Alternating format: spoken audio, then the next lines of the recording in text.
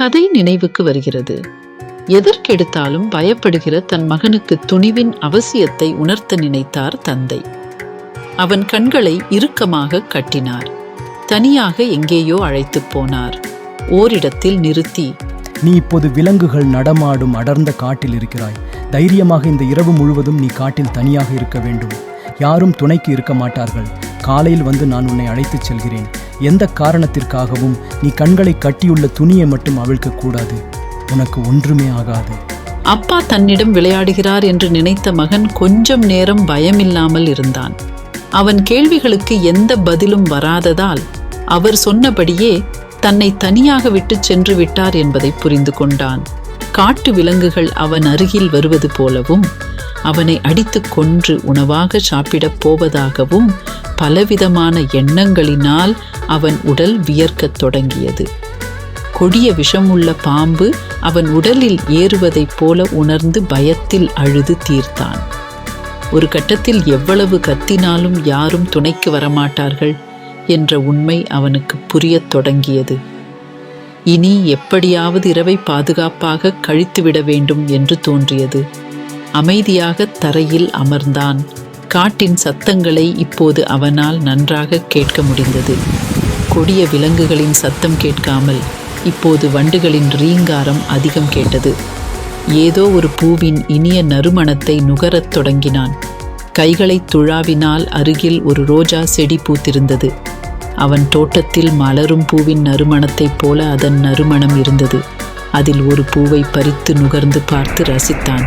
அருகில் ஓடும் நீரோடையின் சலசலப்பு இரவின் அமைதியில் ரம்மியமாக இருந்தது. இப்படியாக காட்டை தனக்குள் உணரத் தொடங்கிய பிறகு அவனுக்கு பயம் மறைந்துவிட்டது. கையில் தென்பட்ட மரக்கிளையின் ஒரு பகுதியை உடைத்து பாதுகாப்பிற்கு அருகில் வைத்து கொண்டான். எது நடந்தாலும் எதிர்கொள்ள வேண்டும் என்று திரும்ப திரும்ப சொல்லிக் கொண்டான். நேரம் போக போக பறவைகளின் கீச்சொலிகள் அதிகம் கேட்டன. சூரியன் உதயமாகி வெயில் அவன் உடலில் படத் தொடங்கியதும் எதற்காக இப்படி இரவு முழுக்க பயந்தோம் என்று எண்ணிச் சிரித்து கொண்டான். இருந்தாலும் இப்படி தன்னை அபாயத்தில் தனியாக விட்டு சென்றதை அவனால் ஏற்க முடியவில்லை. நல்ல வேளையாக சிங்கம், புலி, சிறுத்தை போன்ற ஆபத்தான விலங்குகள் எதுவும் வரவில்லை. வந்திருந்தால் என்னுடைய நிலைமை என்னவாகி இருக்கும்? அப்பா, அப்பா, மகனே, பயப்படாதே. நான் இரவு முழுவதும் இங்கேதான் ஒளிந்து கொண்டிருந்தேன். இரவு என் அருகிலே இருந்த போதும் நான் பயத்தில் அலறிய போது கூட நீங்கள் இருப்பதாக ஏன் சொல்லவில்லை? நீங்கள் இருப்பதை அறிந்திருந்தால் இவ்வளவு பயந்திருக்க மாட்டேன். நான் இருப்பது தெரிந்தால் உன் பயம் இன்னும் அதிகரித்திருக்கும். யாரும் உதவிக்கு வரமாட்டார்கள் என்பதை உணர்ந்த பிறகுதான் உன்னை காப்பாற்றிக் கொள்ள நீ முயற்சிகள் எடுத்தாய். பிரச்சனையை எதிர்கொள்வதற்கு முன்பு அது பற்றிய பயத்தை துணிவோடு எதிர்கொள்வது அவசியம். நன்றாக பழகிய இந்த தோட்டத்தில் கூட இரவில் நீ தனியாக இருக்க மாட்டாய். இப்போது கற்பனையான காட்டில் இரவு முழுவதும் இருந்திருக்கிறாய். என்ன கற்றுக்கொண்டாய்? சவால்களை எதிர்கொள்ள பயம் உதவாது. எது நடந்தாலும் பார்த்து கொள்ளலாம் என்கிற துணிவு போதும் என்பதை உணர்ந்தேன். வெளிச்சம் வந்ததும் இருள் எப்படி மறைந்து விடுகிறதோ அதுபோல துணிவு வந்ததும் பயம் மறைந்து போகும் என்பதை உணர்த்தும் கதை இது.